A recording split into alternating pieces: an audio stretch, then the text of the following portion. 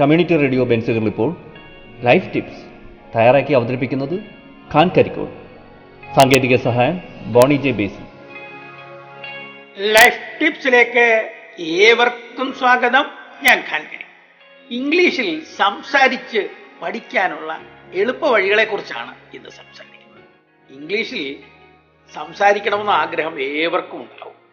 ആശയങ്ങളും വാക്കുകളും മനസ്സിലുണ്ടെങ്കിലും ഇംഗ്ലീഷിൽ പറയാൻ ശ്രമിക്കുമ്പോൾ തടസ്സങ്ങൾ വന്നുപോകും. അതാണ് മിക്കവരുടെയും പ്രശ്നം. ഇംഗ്ലീഷിൽ ആരെങ്കിലും എന്തെങ്കിലും ചോദിച്ചാൽ അതിനുള്ള ഉത്തരം ശരിയായി തന്നെ മലയാളത്തിൽ മനസ്സിലുണ്ടാവും. ഇംഗ്ലീഷിൽ അത് പറയാൻ വിഷമമാണ്. വാക്കുകൾ ശരിയാണോ, അർത്ഥം ശരിയാകുമോ, ആശയം പറയുമ്പോൾ തെറ്റിപ്പോകുമോ എന്ന ആശങ്കയാണ് നമ്മെ ഇംഗ്ലീഷിൽ സംസാരിക്കുന്നതിൽ നിന്ന് പുറകോട്ടാക്കും. മലയാളത്തിൽ ചിന്തിച്ച് ഇംഗ്ലീഷിലേക്ക് തർജ്ജമ ചെയ്താണ് പലപ്പോഴും നാം സംസാരിക്കുന്നത് തന്നെ. മലയാളത്തിൽ നിന്ന് ഇംഗ്ലീഷിലേക്ക് തർജ്ജമ ചെയ്യുന്നതിനും ആശയം ക്രമപ്പെടുത്തുന്നതിനും ഗ്രാമർ പരിശോധിക്കുന്നതിനും ഒക്കെ ശ്രമിക്കുന്നതിനിടയിൽ സമയം ഏറെ നഷ്ടപ്പെടും, തടസ്സങ്ങളും ഉണ്ടാവും. അതുകൊണ്ടാണ് ഒഴുക്കോടെ ഇംഗ്ലീഷിൽ സംസാരിക്കാൻ കഴിയാത്തത്. ഇംഗ്ലീഷിൽ തന്നെ ചിന്തിച്ച് ഇംഗ്ലീഷിൽ തന്നെ അനായാസേന സംസാരിക്കാനുള്ള ചില വഴികളെ കുറിച്ച് പറയാം. നാം ഏവരും കൂടുതലായി ഉപയോഗിക്കുന്നത് ഇംഗ്ലീഷ് മലയാളം ഡിക്ഷണറികളാണ്. കാരണം മറ്റൊന്നുമല്ല, വേഗത്തിൽ അർത്ഥം മനസ്സിലാക്കാൻ കഴിയും.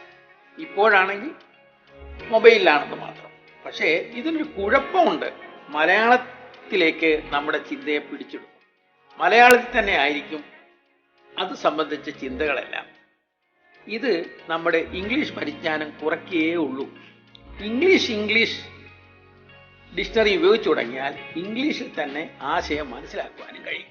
അതുവഴി അനവധി വാക്കുകളും പരിചയത്തിലാണ്. മറ്റൊരു വഴി നാം ഇന്ന് കാണുന്ന കാര്യങ്ങൾ, ചെയ്യുന്ന പ്രവൃത്തികൾ എന്നിവയെക്കുറിച്ചുള്ള കമന്ററി പോലെ പറഞ്ഞുകൊണ്ടിരിക്കുക. പെട്ടെന്ന് സംസാരിക്കുമ്പോൾ മലയാളത്തിൽ ആലോചിക്കാൻ സമയം കിട്ടില്ല. സ്വകാര്യമായി ചെയ്യുന്ന പ്രവൃത്തി ആയതിനാൽ ആരും ശ്രദ്ധിക്കുമെന്ന ഭയവും വേണ്ട. അടുത്തതായി നാം മറ്റ് ജോലികൾ മുഴുകുന്നതിനിടയിൽ തന്നെ റേഡിയോയിലും ടിവിയിലും വരുന്ന ഇംഗ്ലീഷ് വാർത്തകൾ, ചർച്ചകൾ, കമന്ററികൾ എന്നിവ ശ്രദ്ധിച്ച് കേൾക്കാം.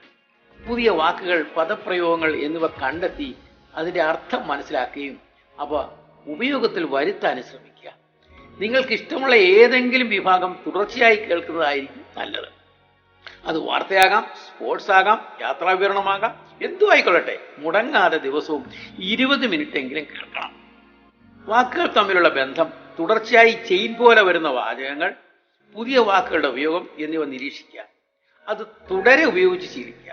ഇനി വേണ്ടത് നിത്യജീവിതത്തിൽ പരിചയപ്പെട്ട വാക്കുകൾ, കാഴ്ചകൾ, വാർത്തകൾ എന്നിവ സ്ഥിരമായി എഴുതി തുടങ്ങുക.